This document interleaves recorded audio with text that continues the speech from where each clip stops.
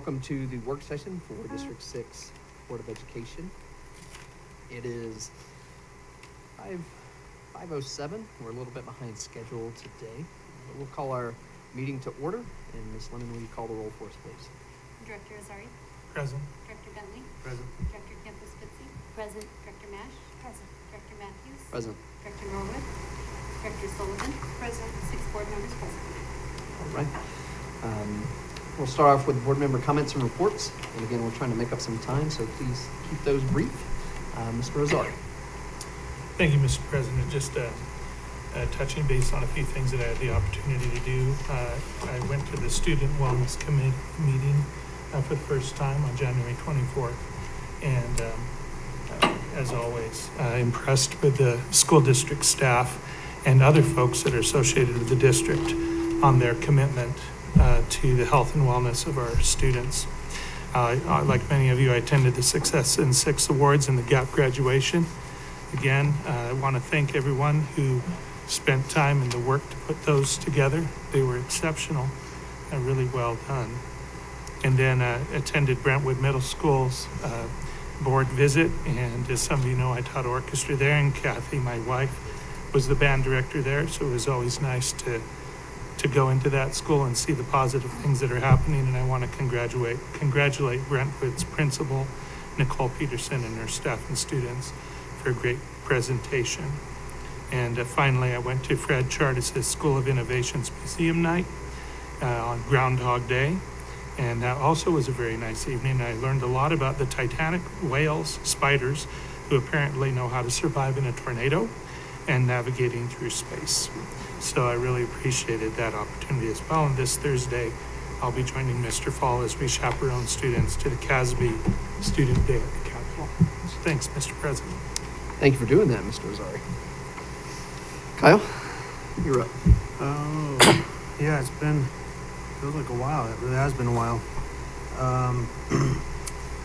Outside of the Success in 6 Awards that we got to attend, it was a great event. I got to go to Multicultural Book Reading Day at Ann Hyman on the 25th. Spent a half hour reading a couple books to the children. That was pretty fun. And then last week, I kind of dual role there. As a community member and as a D6 Board of Education member, I was at the Community Council on Education. A lot going on and a lot of good things there, and exciting between the coalition and the relationships between all the different education entities. It's kind of fun to see it all work out together. So other than that, just busy with life and wrestling season. State wrestling this weekend, so that's fun. Dr. Campos-Spitzy. So yes, I got to join a few of our board directors for Success in 6, a really, really wonderful event. Yeah, just a great event to celebrate our superheroes in our school district. Also got to join the elementary school students at N.K. Hyman for their Multicultural Book Day. Got to read them one of my favorite books called Amigos del Otro Lado, Friends from the Other Side. And it's bilingual, so I got to read it in English and Spanish to them. I've got a couple of kids who are friends, and one of them has recently crossed the border, so is a recently arrived immigrant. Also got to go to museum night for the Fred Chartis School of Innovation. Just an awesome, I got to go last year too, and those kids are creative. Curiosity is encouraged at Fred Chartis. I love it. And thank you, Natalie Mash, for sharing the Greeley Tribune article. Greeley West was highlighted for their Black History Month. And, you know, they had some really great student quotes about how they felt included and seen, and just acknowledged by their fellow students, and how important that is to them. Just on a community note, there is a gallery exhibit at Toynton Art Gallery, which is in the Union, well, it's in the Rec Center, called We Are Still Watching by Louise Cutler, who's an artist from Fort Collins. It's an exhibit. A lot of it has to do with Black history, acknowledging some of the things that have happened in our American past. So I encourage everyone. It's open until February 23rd. We'll close at 9 a.m. on February 23rd. Thank you, Brenda. Ms. Sullivan.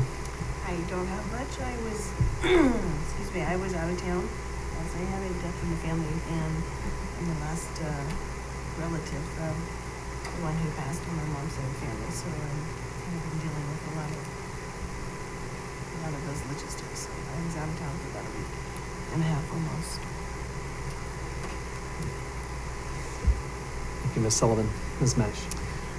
So I am newly assigned to the DAC, and I got to attend that first meeting. It was fun to see how that group works together, and we got an update from our security team, and it was amazing to see the 5 pillars of focus in our security. So I think we've received a security update, but maybe I don't know if we've seen that exact slideshow. So perhaps sometime we could all receive that information. But it's really wonderful to see the technology available that can get the word out to our schools very quickly to keep our students safe. So I look forward to continuing to meet with that group. I also went to museum night. It's really fun to see Fred Chartis School just settle into their new building. There's a brand new mural that's really beautiful, and they've just, it's fun to have life back in that beautiful old building. And then the other 2 things I went to, I guess, as a parent, but again, amazing. We always have great teamwork and collaboration with our students. So the state diving for 4A women. So Greeley West has the community team here at District 6, but so I think we had 2 relay teams that placed, and then we had 4 divers, 1 from each of our 3 traditional high schools, and then 2 from West, and a freshman from Greeley Central placed 8th and destroyed the school record. So really fun to get to see them all competing there. And then also all-state choir. We had students from University, West, and Central, I believe. And congratulations to Natalie Highfield, who has qualified for all-state choir, all-state band, and all-state orchestra. So just always fun to get to see our students doing what they love and representing us well. The clinicians always speak so highly of the students that they get to work with, and they're just so respectful and appreciative, I think, of those opportunities that they get. I did a lot of the same things that a lot of you did, and always love the Success in 6 awards. Those are, it's great to see our teachers honored the way that our people in entertainment are honored, and it's really a really great event.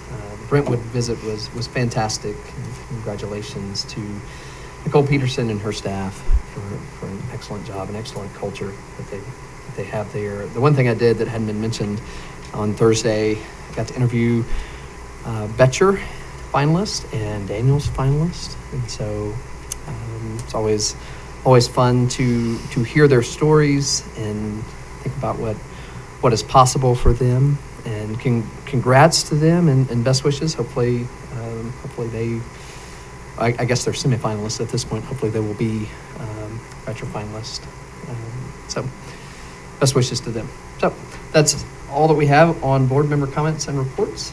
We're now to calendar review and community engagement. Is there anything we need to discuss on this? All right, we're going to move right on to strategic plan updates. And Dr. Pilch, I'll give it to you.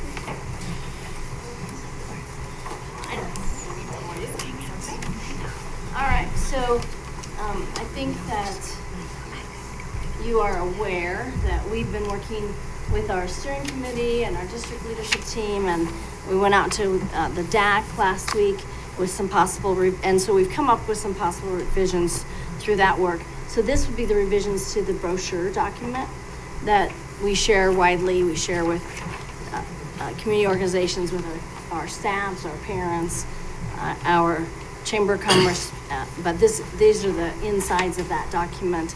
So I wanted to give you a moment to look at that. There are slight changes, but as you look at them, you'll notice that what's being deleted is the fine print, and then the new and what's being added is what's in red. So what I think we'd like to do is just let you take a few moments and read through all of that.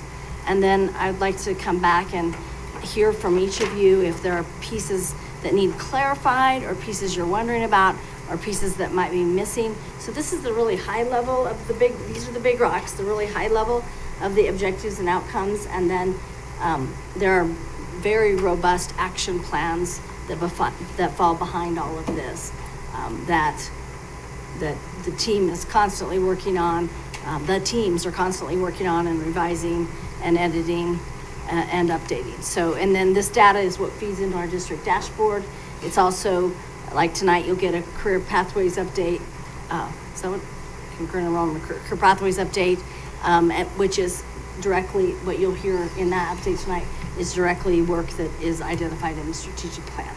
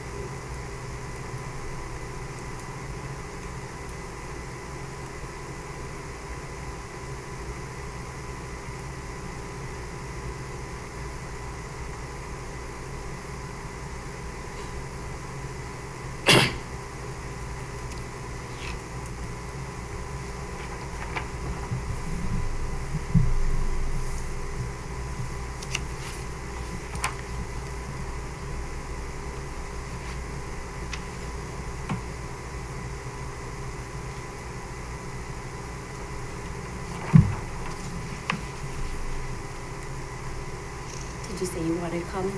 Yeah, but we'll wait until everybody's ready, Brenda, and Okay. we'll go around and hear from each person.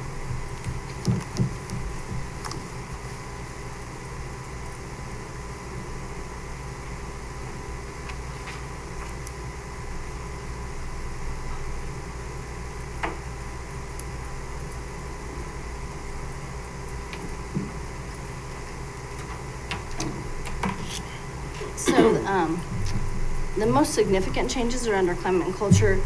We had some areas there that we felt needed some more attention.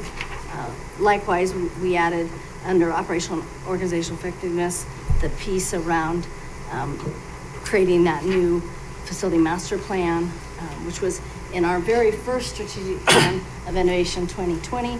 That was in there, but we had sunset that because we had rested it. So I think that what I'd like to do is just go around and hear from each of you. If there are questions or comments that you have, then let me share with you the next steps. So we'll take this document, whatever we hear from you guys tonight, we'll take back to our cabinet, and then the steering committee comes back together also this week, and so we'll share those with the steering committee as well and get their feedback on your feedback, and then we'll take it back out to district leadership team and principals, and then we'll be ready, I think, unless there's substantial changes that you guys would recommend tonight, I think we'll be ready then to go to print again and to have a live document again. So with that, Mrs. Sullivan, would you like to start?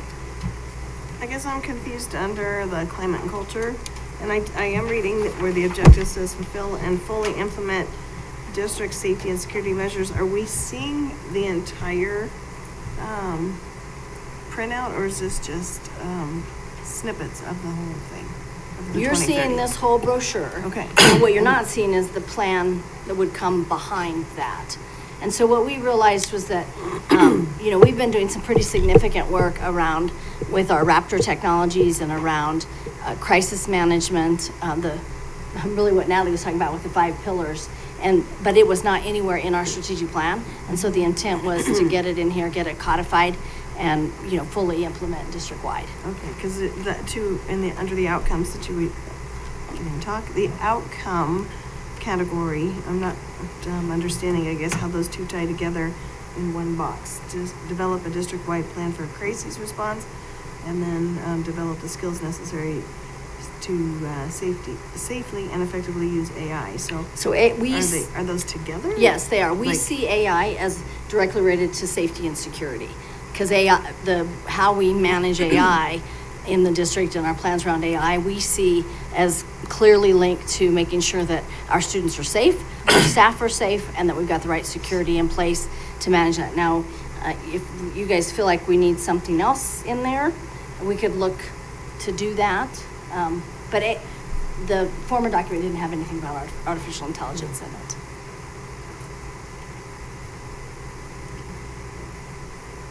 Why weren't we thinking about that back in 2019? Right. Wow, times have changed fast, huh? And I'll be frank, we went back and forth. Is artificial intelligence up in student learning and achievement? yeah. Because you're managing, and implementing and training how students use it and teachers use it. But then what we realized is it's every single employee in the system and every single student in the system. It's not just our instructional staff that we need to make sure are safe and we've got the right security in place and the right training. So should that be listed in more than one section then? We don't typically list things in more than one section. Our format has not been to do that. Format is to, make people decide, where does this belong? So we have one team the reason, Taylor, is to have one team working on it at a time, because behind each of these outcomes are action teams. And so we wouldn't want one action team working on artificial intelligence and another action team working on artificial intelligence. So are they going to also look at that, not just in the safety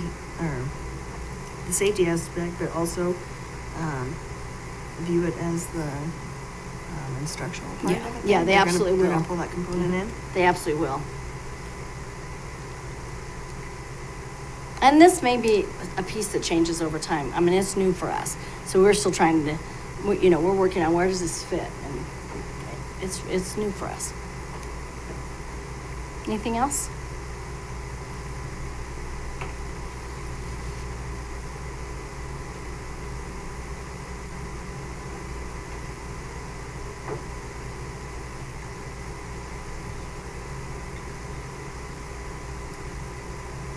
And we'll look at that objective to see if there's any language that further clarifies that artificial intelligence piece that we maybe should add. We'll look at that.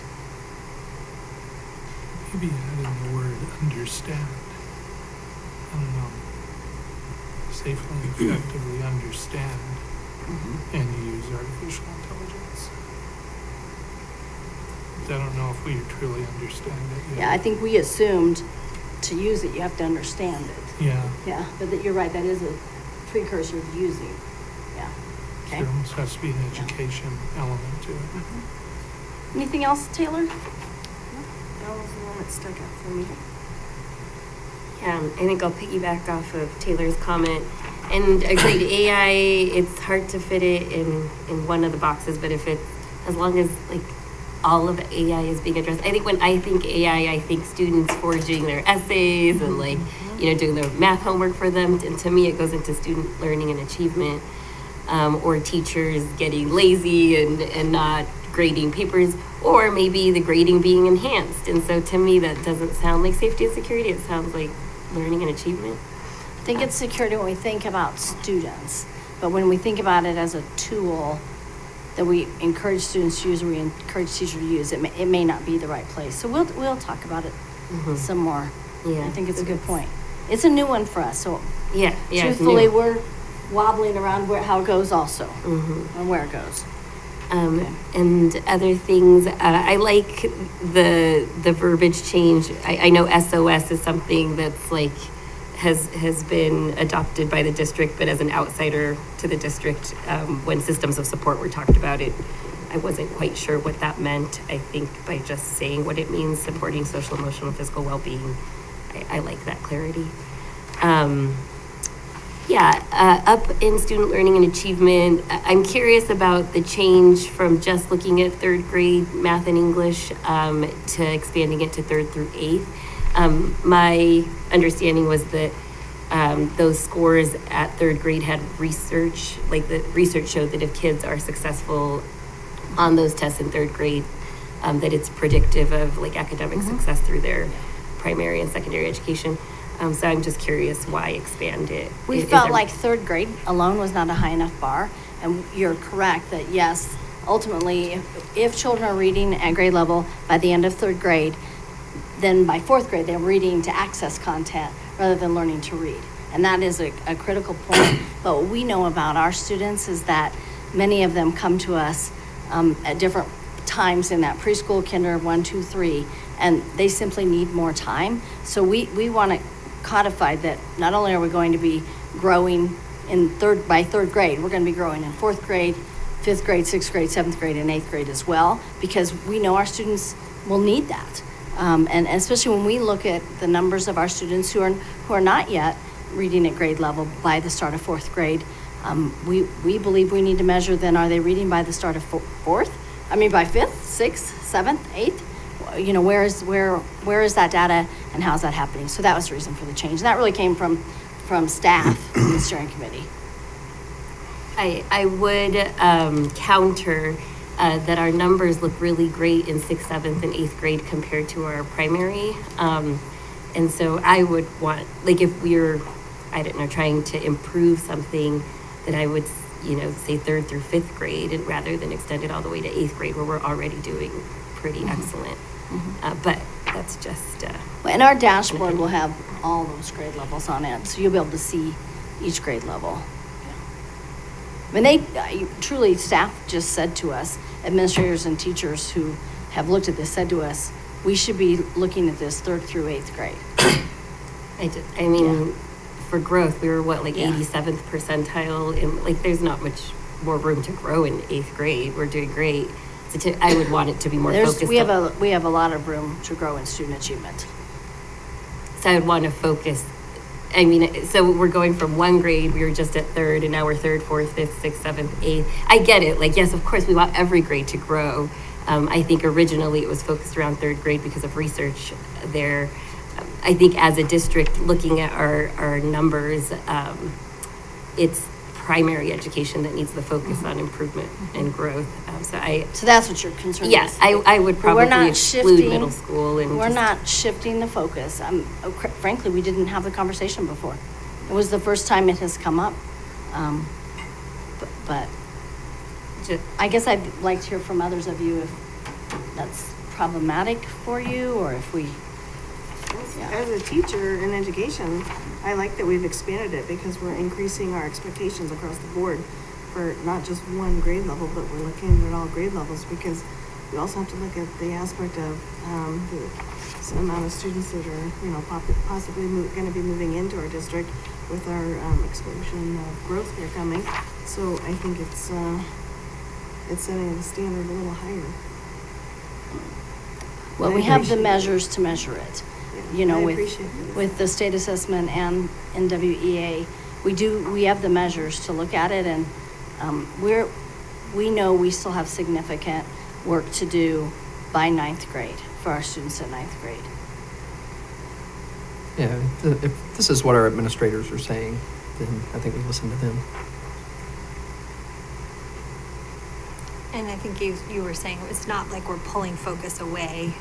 We're not doing less focus on elementary so that we can expand up to 8th grade. It's just, Yeah, that work will continue. Mm-hmm. This is really just saying, hey, that isn't the only work that we need to be measuring.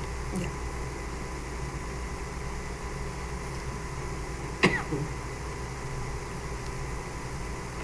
Did you have other stuff?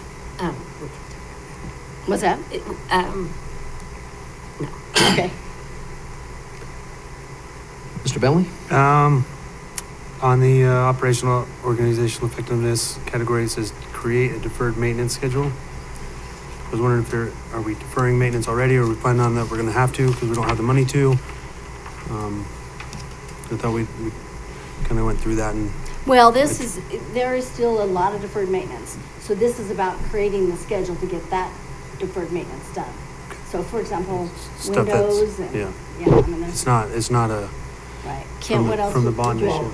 It's also, it's taking all the work that we've done, we're just looking at a program, all the work that we've done, working with the schedule for the future, and then also rolling in all the work we haven't got to yet, mm, and so that we can. So maybe start making deferred- it all do by Yeah, year. I was Maybe The word deferred isn't the deferred right out. word. Maybe it's just create But a there is- schedule. there is some deferred, it sounds Yeah. like, but I'm just hoping that there wasn't already, or we're not Yeah. planning for it. No, I think that's a Just- good point. I wonder if, I see Megan and Kent both nodding their heads. I wonder if we don't need the word deferred We have there. a lot of work already prioritized. Yeah, For the future.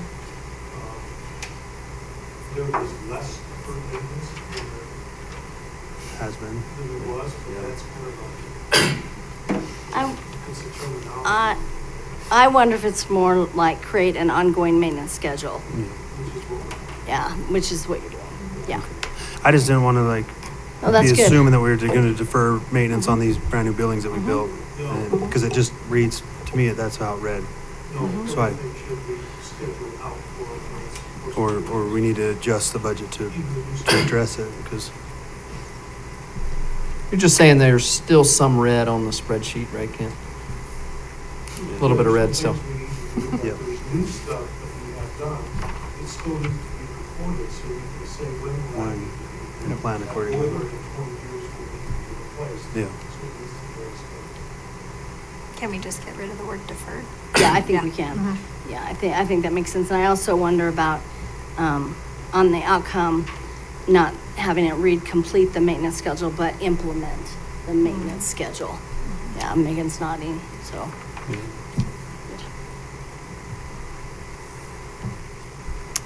That's one thing that stuck out to me that hadn't been mentioned, so. Doran? Just one question, and that is, under this implement school boundary adjustments identified in the 2021 boundary study, how often do we have boundary studies, and what does that mean to implement school Yeah. boundary So adjustments? in 2021, we built out boundary adjustments that would occur over the next several years. So, for example, 8th grade is just now moving up in Torrington. And so now that, they have their full boundary pre-K through 8. Madison will add 7th grade next year. So there's some small shifts that still need to be implemented in what was recommended and approved by the board in 21. We have not done another boundary study with the Board of Education since then. We did meet with our demographer here just a couple of weeks ago to look at projections and boundaries, and we do have him doing some work on that for us. So at some point, this spring, fall, we likely would come back to the board with some of that and explain, what we're seeing and share some of that. But we've still got him doing some more work around, what if you move this neighborhood to here and then this neighborhood to here?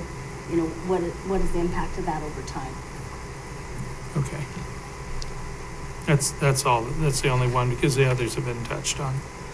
So it's great, it's clear. Thank you. Anything, Natalie? I don't think I have anything to add.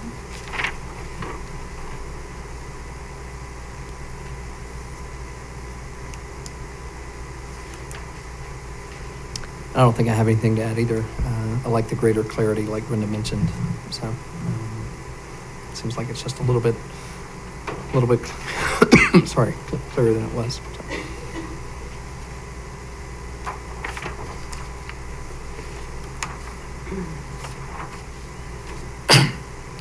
I think we do need to do some work on the artificial intelligence piece, and we'll take back to the team the worry that we want to make sure we're not neglecting, pre-K through 3 by expanding the outcome to through 8th grade. I think we just never had the conversation before, and so it came up when we took this to district leadership team or principals, I don't know which, it came up like, why do we limit this to 3rd grade? And 3rd through 8th are all the grades where it's those are the grades that get the assessment, right? Yes. Yeah. Mhm. So really, The state assessment. let's just measure all the grades that get the test rather than. Yeah, because we are anyway. I mean, we are Right. looking at that Mhm. every year in the background. We're looking at every grade level, every school. One other question, should that be on the document now, since it's been done?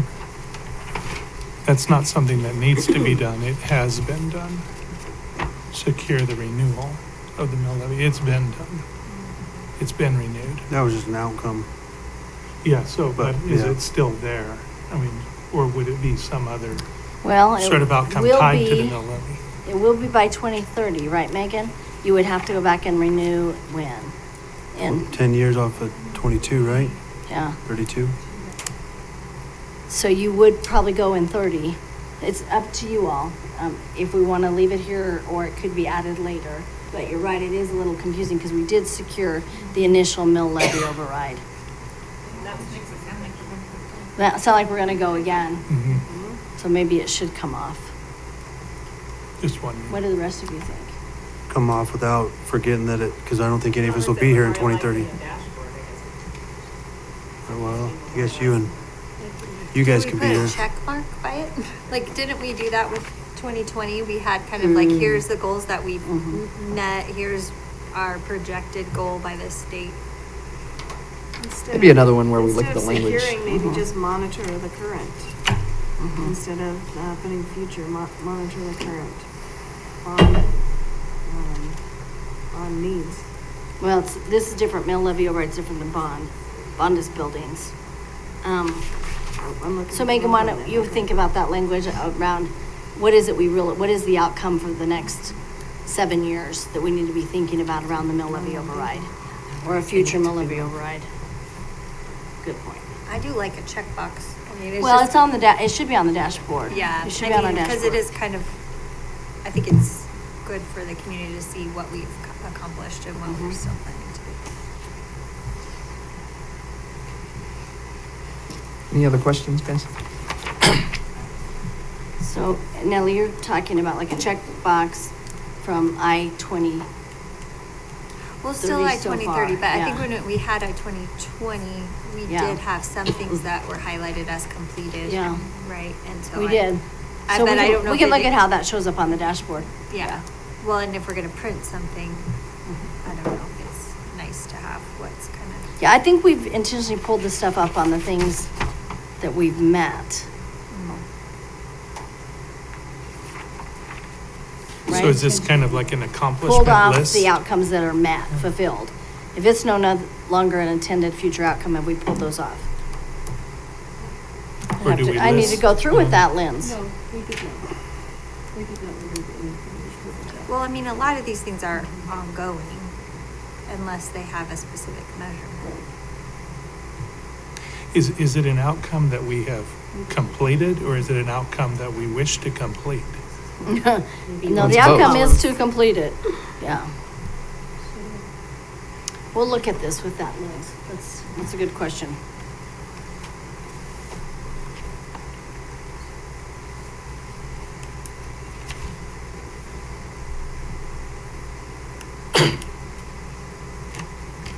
Okay. Let's just go around once more. Anything else? I know you want to get to dinner. Mrs. Sullivan? No, I think we touched on them all. Dr. Campos Bitsy? Good. Good. Mr. Bentley?